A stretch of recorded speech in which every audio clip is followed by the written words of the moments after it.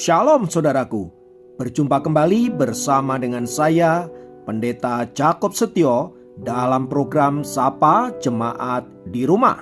Mari kita masuk dalam hadirat Tuhan, kita berdoa, mohon penyertaan dan berkat Allah dicurahkan atas kita. Bapa, kami menyerahkan waktu renungan firman Tuhan kali ini ke dalam tangan kasih-Mu.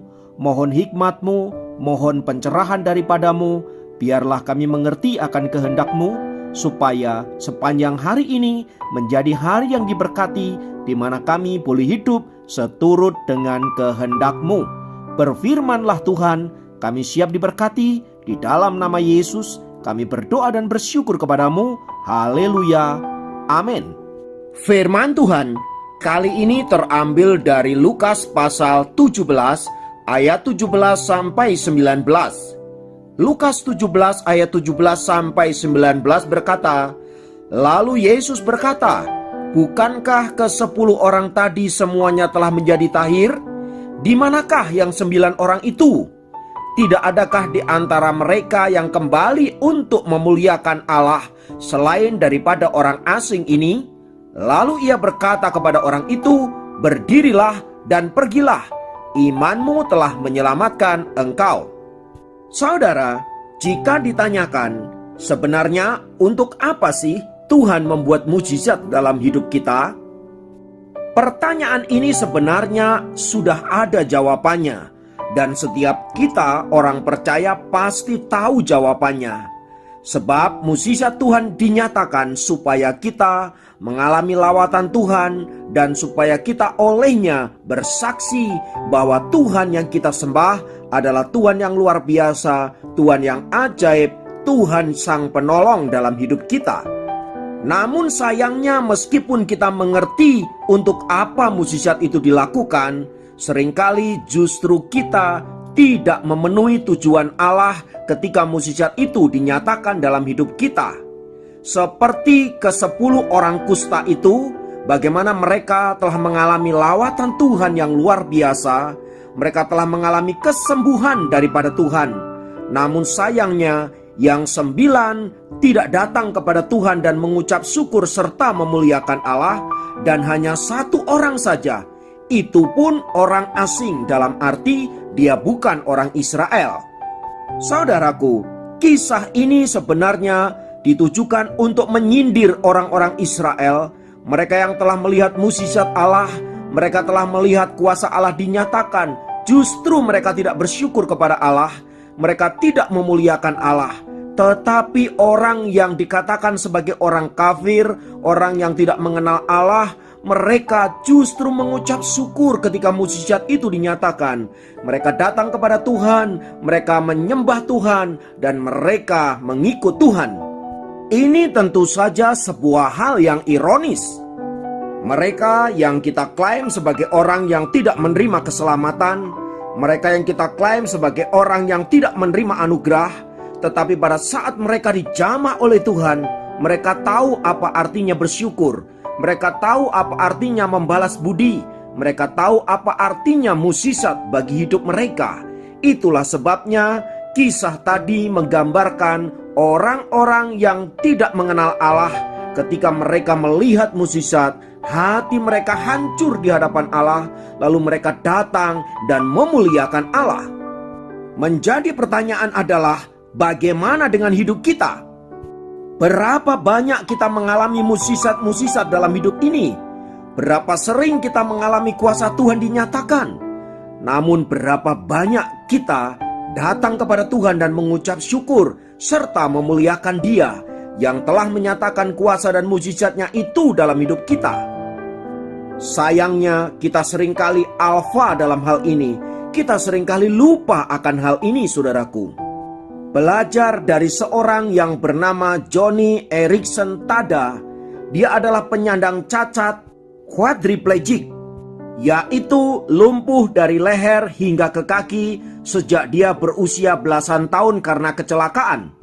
Walaupun Tuhan tidak menyembuhkan dia secara fisik, namun hidup Joni Eareckson Tada sendiri adalah sebuah mukjizat yang ditunjukkan Tuhan kepada dunia ini. Betapa tidak, saudaraku, melalui hidupnya Tuhan telah menyelamatkan orang-orang yang terhilang. Tuhan telah menguatkan mereka yang lemah.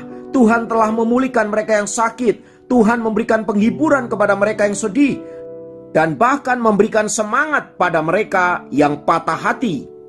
Dalam kelumpuhannya yang terikat dengan kursi roda, saudaraku, Joni Eareckson telah tekun belajar melukis dan menulis, dan karyanya telah menjadi berkat bagi jutaan umat manusia di dunia ini. Dia sendiri juga aktif memimpin berbagai seminar di dalam dan di luar negeri. Ia juga memelopori sebuah yayasan, Joni and Friends International Disability Center, yang menolong mereka yang cacat di seluruh dunia dengan memberikan sumbangan berbagai bantuan. Pada pertengahan tahun 2010, saudaraku, Joni dilaporkan didiagnosa mengidap kanker payudara. Dia kemudian menjalani berbagai tes dan segera akan menjalani operasi. Mukjizatnya adalah bahwa Joni yang mengetahui akan hal itu ternyata merespon dengan iman dan pengharapan yang luar biasa, yang melampaui akal dan perasaan manusia biasa. Dia berkata dengan tenang, "Saya seringkali menegaskan bahwa setiap penderitaan yang kita alami itu adalah atas izin Tuhan Allah yang senantiasa penuh hikmat dan penuh daulat. Dia tetap mengasihi kita dan menginginkan yang terbaik bagi kita. Sebab itu, walaupun kanker adalah sesuatu yang baru untuk saya tetap mengucap syukur atas pemberian Tuhan ini, karena saya yakin apapun yang terjadi, Tuhan menganggap hal itu cocok untuk saya." Saudaraku, apa yang dialami oleh Joni Eareckson itu mau menggambarkan bahwa iman yang dibangun di atas Kristus dan firman Allah tidak akan mudah digoyahkan oleh apapun, entahlah itu oleh penyakit kanker, kelumpuhan, tantangan, dan penderitaan-penderitaan yang lain. Karena kita tahu semua itu terjadi atas izin Allah, dan Allah berkuasa untuk melakukan apapun atas hidup kita. Oleh sebab itu, saudaraku yang dikasihi Tuhan, apapun saat ini pencobaan dan badai hidup yang Anda alami, tetaplah kuat dan tetaplah semangat di dalam Tuhan. Jangan pernah meragukan hikmat dan kedaulatan Allah dalam hidup kita. Meskipun kita seringkali tidak mengerti mengapa Tuhan izinkan hal itu terjadi, tetapi kita harus tetap percaya bahwa semua itu dikerjakan oleh Allah untuk mendatangkan kebaikan bagi kita. Terlepas hal itu terjadi karena kesalahan kita sendiri, sehingga kita harus bertobat karenanya, atau karena kesalahan orang lain, atau karena peristiwa-peristiwa di luar kendali manusia, tetaplah yakin bahwa Allah sanggup menggunakan semuanya itu untuk mengajar kita, untuk mendidik kita, dan membawa kita ke dalam kebaikan-kebaikannya. Sekarang semua tergantung kepada kita. Respon apa yang kita lakukan terhadap peristiwa yang sedang terjadi? Akankah kita datang kepada Allah? Kita mengucap syukur kepadanya karena Tuhan mengizinkan hal-hal itu terjadi dalam hidup kita, atau kita pergi meninggalkan Allah karena kita berpikir bahwa kita menemukan jawaban menurut pikiran kita sendiri? Ingatlah, saudaraku, bahwa setiap keputusan selalu ada konsekuensinya. Karena itu, jangan memutuskan sesuatu di luar kehendak Allah. Ingatlah firman Tuhan yang berkata, "Carilah Tuhan selagi Ia berkenan untuk ditemui." Kiranya firman Tuhan ini meneguhkan dan menguatkan kita.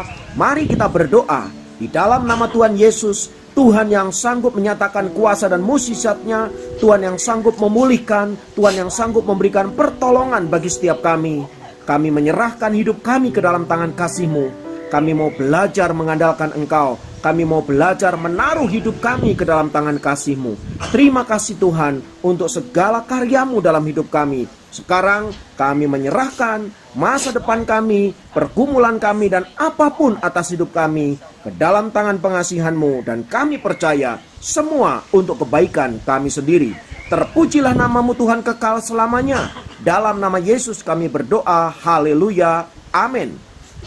Demikian program Sapa Jemaat kali ini. Sampai jumpa dalam program Sapa Jemaat yang lain. Tuhan Yesus memberkati.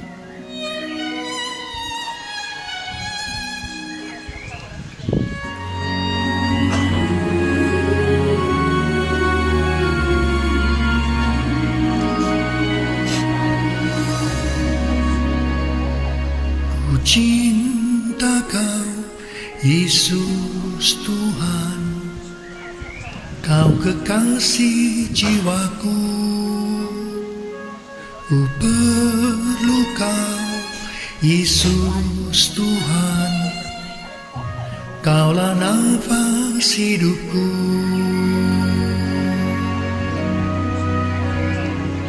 Ku cinta Kau, Yesus Tuhan. Kau kekasih jiwaku, ku perlu Kau, Yesus Tuhan.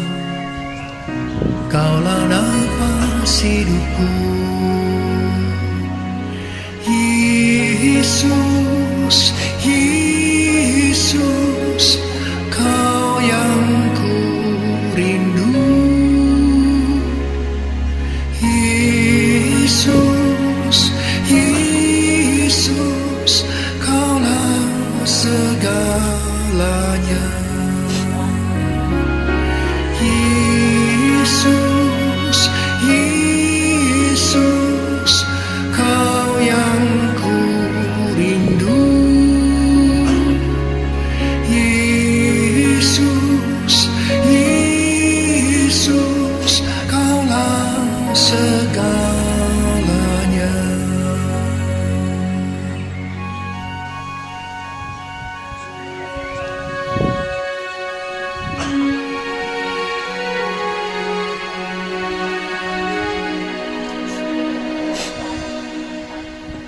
Ku cinta Kau, Yesus Tuhan. Kau kekasih jiwaku, ku perlu Kau, Yesus Tuhan. Kaulah nafas hidupku. Yesus, Yesus, Kau yang ku rindu. Yesus, Yesus, Kaulah segalanya. Yesus, Yesus, Kau yang ku rindu. Yesus, Yesus, Kaulah segalanya.